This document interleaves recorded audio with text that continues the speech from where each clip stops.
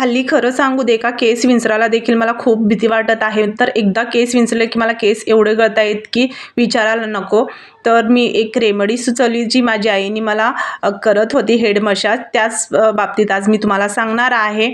तर मी लग्नानंतर मी ते सोडूनच दिलेले. नंतर मी ते रेमेडी वापरून बघितलं की खूप छान रिझल्ट आलेला आहे आणि खूप मजबूतीपणा आलेला आणि केस माझे खूप शायनी देखील झालेले आहेत. तर ही रेमेडी कुठली आहे तेच तुमच्याबरोबर आज मी सांगणार आहे. तर मी पहिल्या अशा पद्धतीने मी रेमेडी वापरल्यापासून माझे बिलकुल केस गळत नाही आहे, हे बघू शकता तुम्ही. तर ही रेमेडी कुठली आहे तुम्हाला देखील जाणून घ्यायचं असेल तर चला सांगते मी. तर एका बाउलमध्ये तुम्हाला तेल घ्यायचं आहे, 4 ते 5 स्पून घ्यायचं आहे. नंतर थोडंसं गरम करायचं आहे. नंतर कापूरचे वडे घालायचे आहे. कापूर वडे घातल्यामुळे केसांमध्ये जे काही तुमचे डॅन्ड्रफ वगैरे असेल ते नाहीसा होतो. नंतर भृंगराज तेल घ्यायचं आहे. भृंगराज तेल ऐवजी तुम्ही सेसा तेल आणि वाटिका देखील तेल तुम्ही वापरू शकता.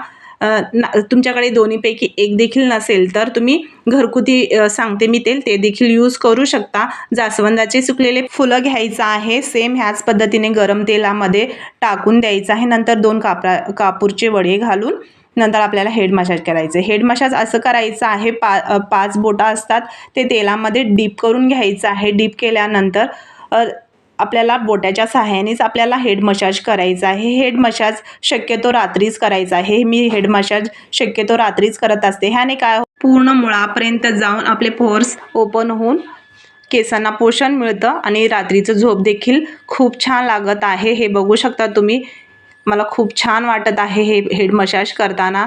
ही माझी आई मला लग्नाच्या आधी करायची, तर मी लग्नानंतर सोडून दिलेले. नंतर मी हे ट्राय केले हेड मसाज. तर तुम्ही देखील नक्की ट्राय करू शकता. खूप छान रिझल्ट येतं आणि जितकं होईल तितकं मी मेंटेन करण्याचा प्रयत्न करते. हे आठवड्याला एकदा मी हे हेड मसाज करत असते.